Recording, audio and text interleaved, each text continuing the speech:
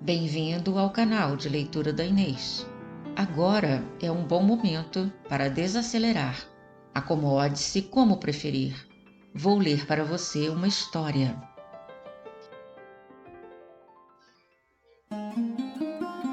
As Mil e Uma Noites. Continuação da história de Nureddin e a Formosa Persa. Eis um alaúde que me revela que sua senhora sabe tocar. Se puder desfazer com que ela me conceda a honra de cantar, serei o homem mais feliz do mundo. Formosa Persa, Nureddin disse imediatamente: peço-vos esse favor, espero que não recusais. A jovem pegou o alaúde e, depois de tê-lo afinado, tocou e cantou uma canção que encantou o califa.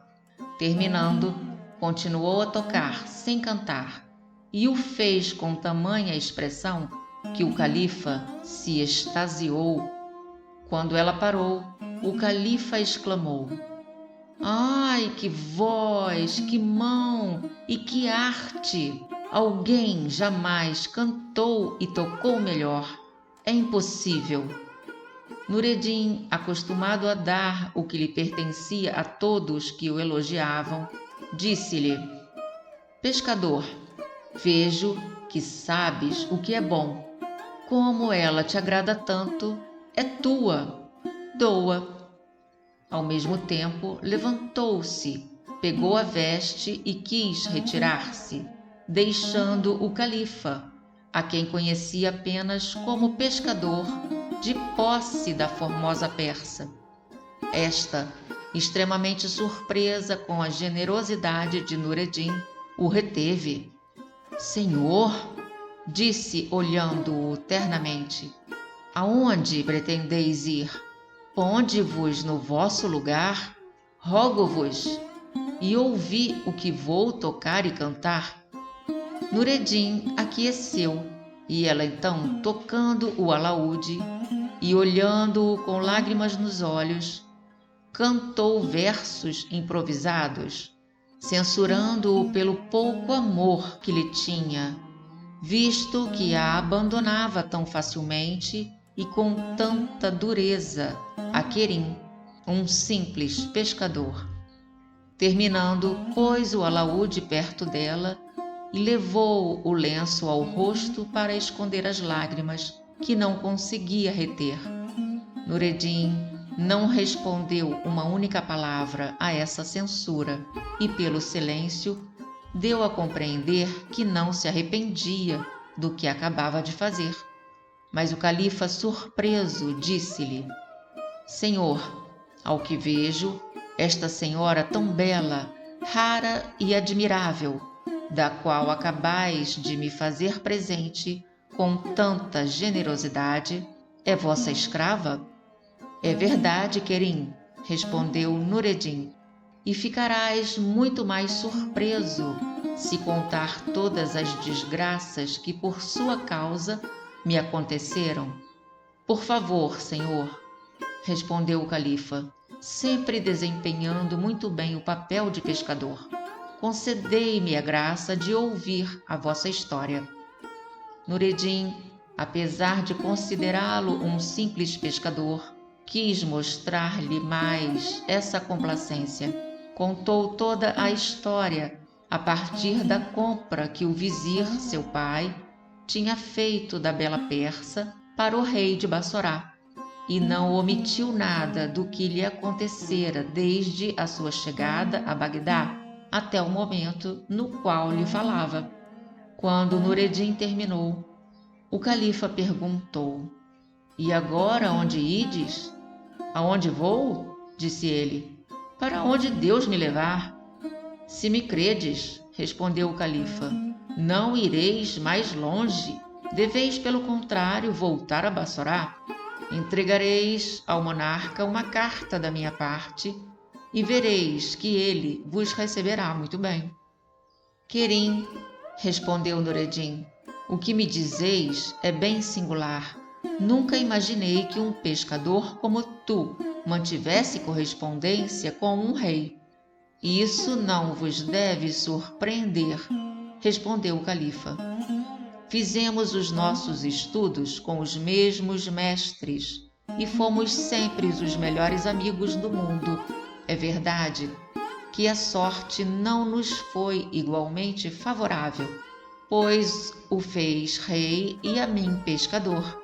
Mas esta desigualdade não diminuiu nossa amizade. Quis ele tirar-me desta situação. Contentei-me com a consideração que me dispensa de nada me recusar para servir os meus amigos. Deixa-me fazer e vereis o que sucede. Nureddin consentiu na proposta do califa.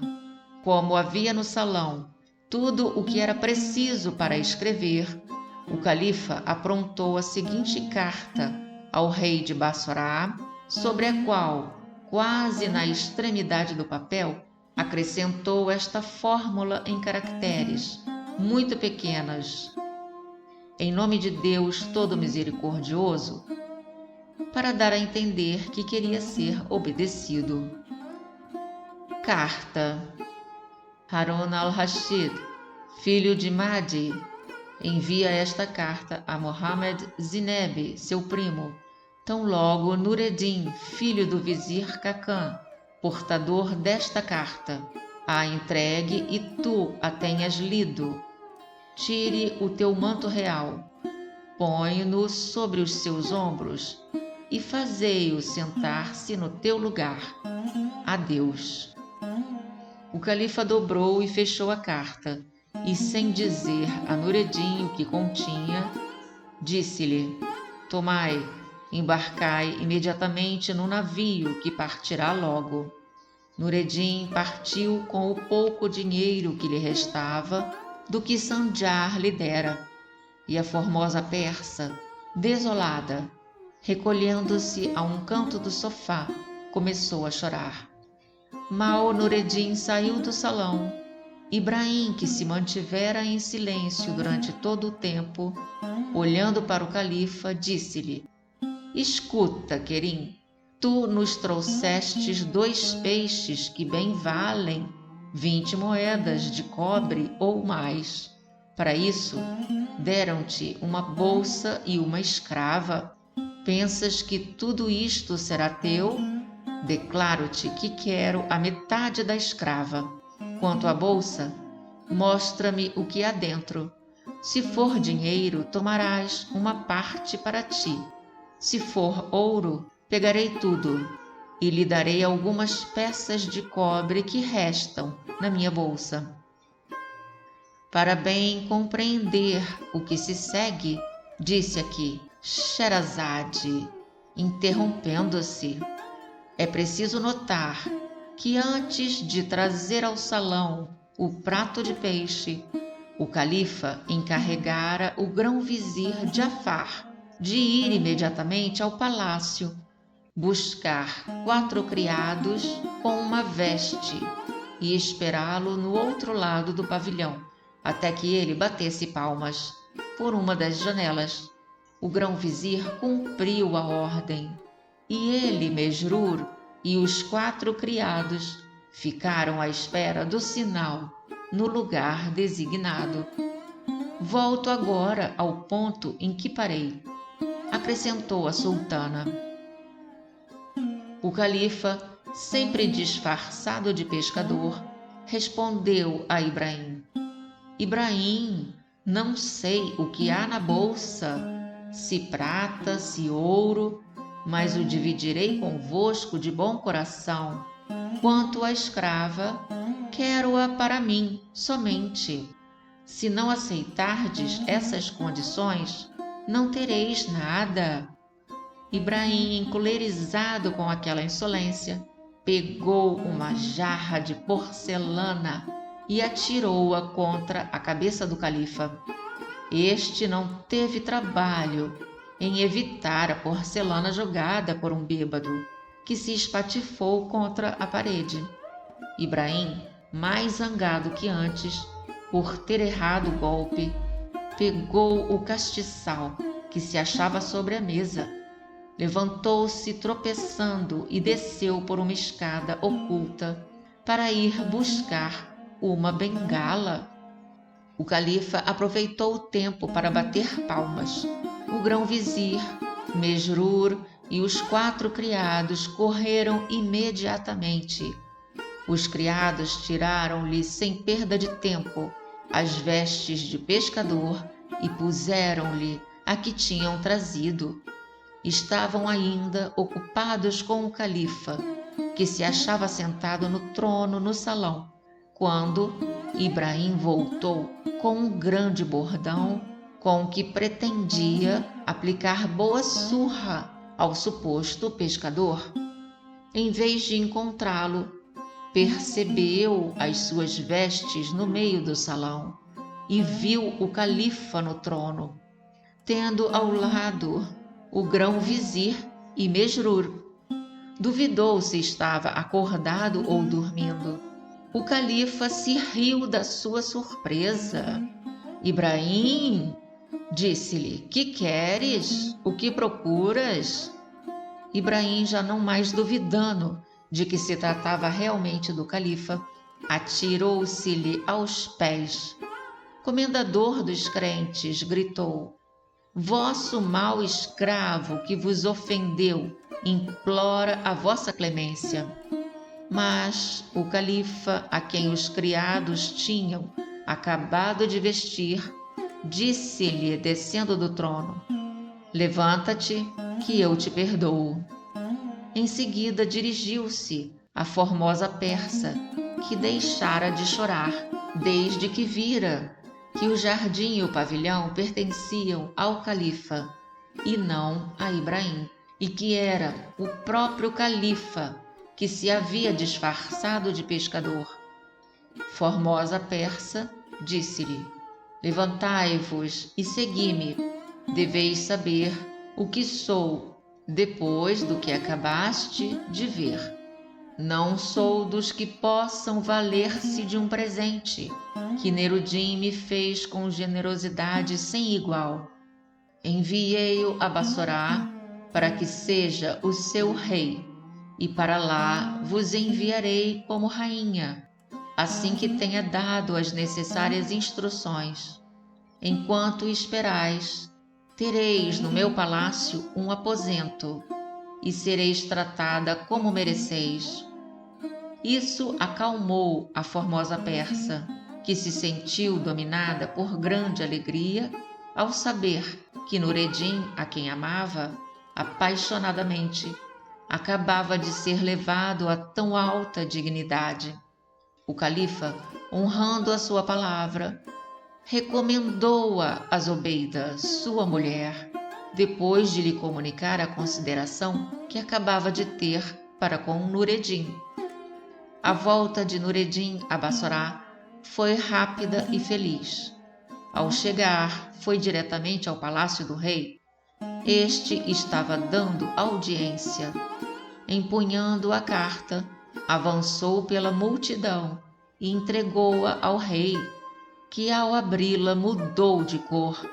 Ia executar a ordem do califa, quando pensou em mostrá-la ao vizir Saui, inimigo figadal de Nureddin.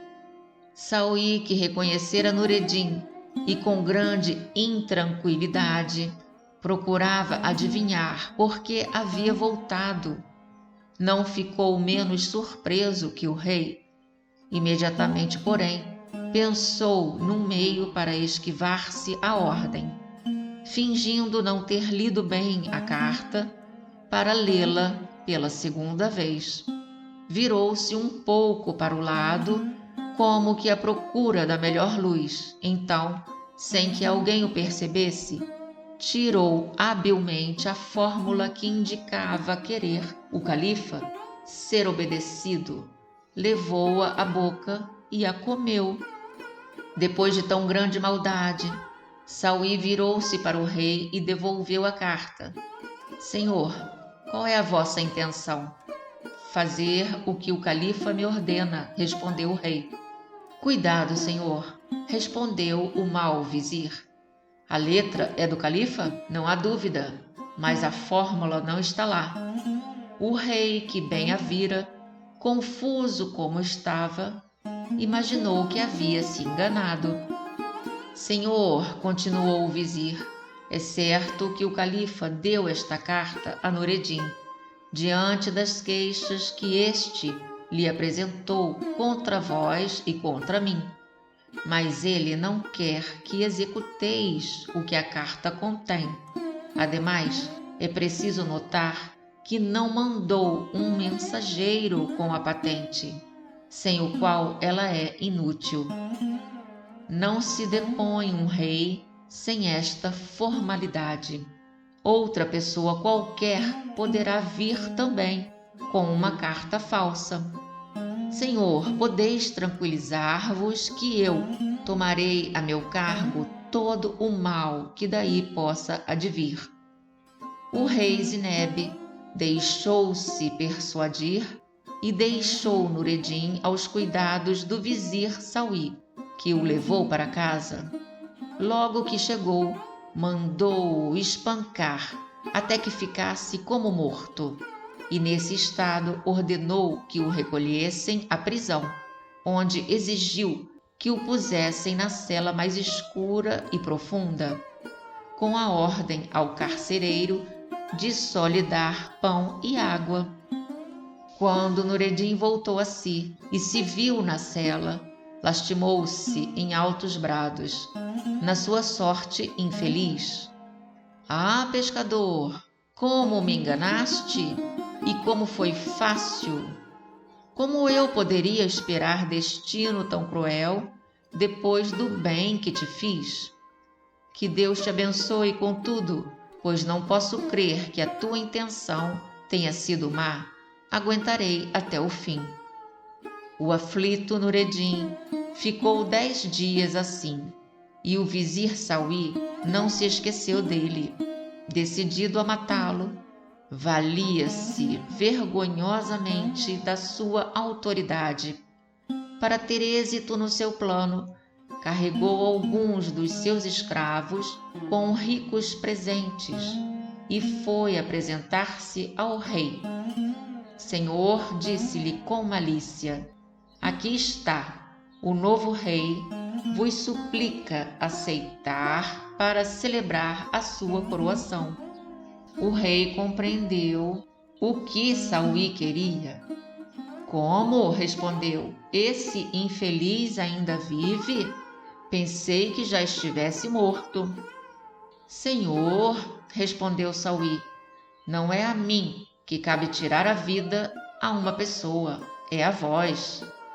Ide, respondeu o rei, mandai que lhe cortem a cabeça, dou-vos permissão. Senhor, disse então Saui, agradeço-vos a justiça que me fazeis, mas como Nureddin me ofendeu publicamente, o que não ignorais, peço-vos conceder-me a graça de levar a cabo a execução diante do palácio, e que os arautos a anunciem em todos os recantos da cidade, para que ninguém ignore que a ofensa que me foi feita será plenamente vingada. O rei concordou com o que Saui lhe pediu, e os arautos espalharam a triste notícia por toda a cidade. A lembrança ainda recente das virtudes do pai de Nureddin fez com que se soubesse, com indignação, estar prestes a morrer o filho, a pedido do vizir Saui. Saui encaminhou-se para a prisão, acompanhado de uns 20 escravos, executores da sua crueldade. Nureddin teve de montar num péssimo cavalo sem sela. Ao ver-se nas mãos do inimigo, gritou: triunfais, abusais do poder, mas tenho confiança na verdade destas palavras de um dos nossos livros. Julgai injustamente e dentro em pouco assim sereis julgados. O vizir Saui, que não cabia em si de contente, respondeu: Como, insolente, ousais insultar-me ainda? Perdoo-vos, contudo, uma vez que seja cortada a vossa cabeça, à vista de Bassorá inteira. Deveis saber também o que diz outro dos nossos livros. Que importa morrer no dia seguinte ao da morte do inimigo? Aquele ministro implacável no seu ódio, cercado de uma parte dos seus escravos armados, fez conduzir Nureddin à sua frente e rumou para o palácio. O povo estava a ponto de se atirar sobre ele, e tê-lo-ia feito, se alguém houvesse dado o exemplo. Já diante do palácio, deixou-o nas mãos do carrasco e foi ter com o rei, que se encontrava no seu gabinete, prestes a alegrar os olhos com aquele sangrento espetáculo. A guarda do rei e os escravos do vizir Saui, que formavam um grande círculo em redor de Nureddin, tiveram muito trabalho para conter a população, que fazia todos os esforços possíveis, mas inutilmente, para romper o cerco. O carrasco aproximou-se dele e disse: Senhor, suplico-vos que me perdoeis a vossa morte. Não sou mais do que um escravo e não posso deixar de cumprir meu dever. Ponde-vos na posição que o rei dará o sinal. Nesse momento tão cruel, não há pessoa caridosa, disse o infeliz Nureddin, virando a cabeça para a direita e para a esquerda, que queira fazer-me o favor de me dar um pouco de água. Imediatamente foi-lhe passado às mãos um vaso. O vizir Saui, notando o atraso, gritou para o carrasco: O que esperas? Bate! Aquelas palavras desumanas em toda a praça ecoaram violentas imprecações contra ele e o rei. Este subitamente ordenou que se suspendesse a execução. Tinha uma boa razão. É que naquele momento, olhando para uma grande rua fronteiriça que levava a uma praça, percebera um grupo de cavaleiros que vinham depressa. Vizir, disse a Saui, que é isso? Saui, assustado, insistiu para que o rei desse o sinal ao carrasco. Não, respondeu este. Quero saber antes quem são esses cavaleiros. Tratava-se do grão-vizir Jafar, com um séquito que vinha de Bagdá a mando do califa.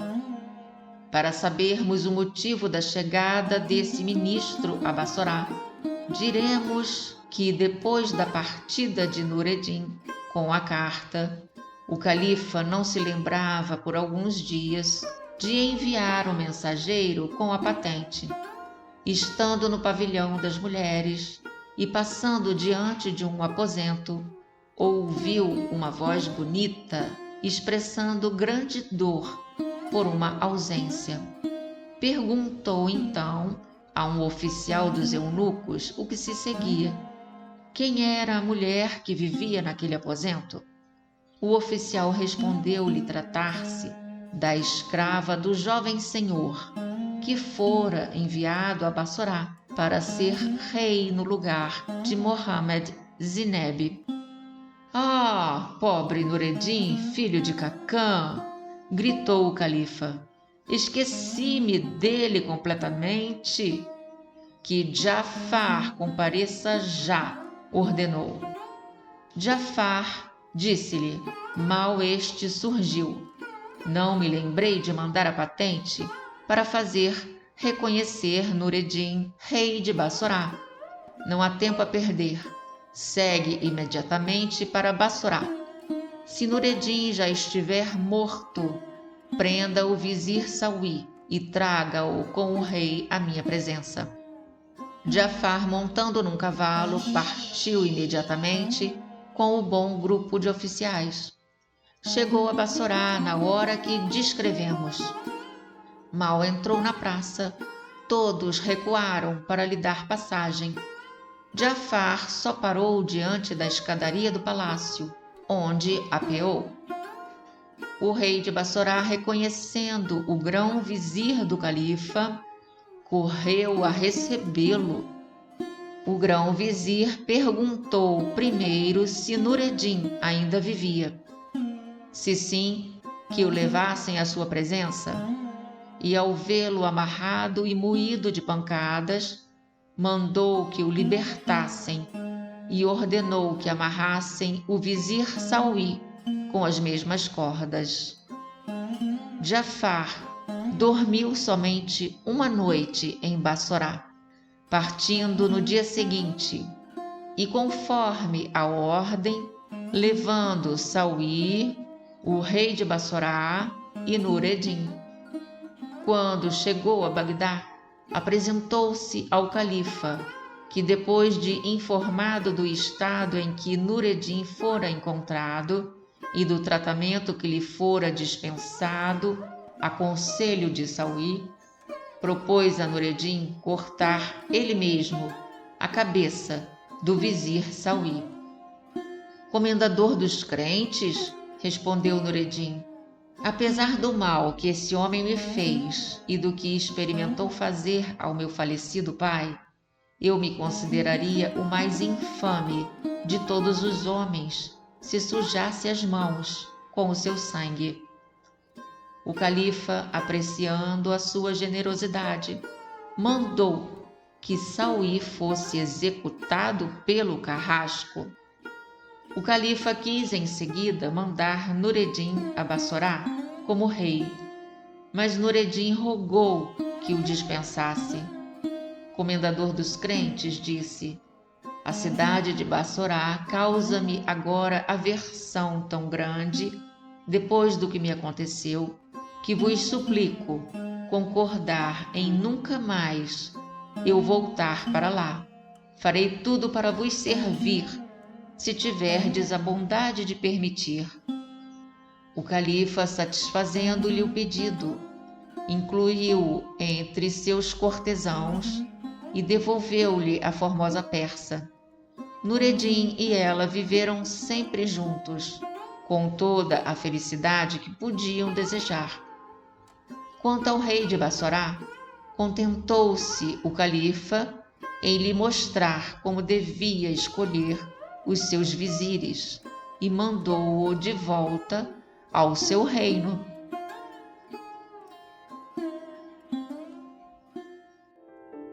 Há outras leituras esperando por você.